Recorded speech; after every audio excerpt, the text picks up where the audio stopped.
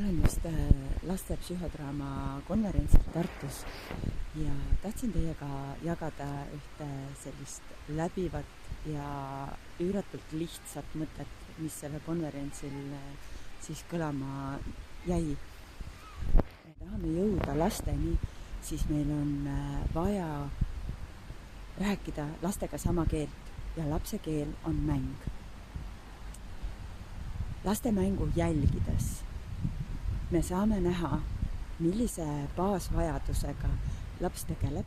Me saame liituda lapse mänguga ja läbi selle mängu tõsta tema baasvajadust. Ja sealt saab alata muutus. Ja ka kõige keerulisemad olukorrad võivad leida väga lihtsa lahenduse, kui me hoiame meeles seda, et igas lapses on midagi head. Ja kui me leiame üles selle headuse ja selle tugevuse ja me läbi selle tõstame lapse enesekindlust, eneseväärikust, siis ka kõige keerulisemad olukorrad võivad leida väga lihtsa lahenduse.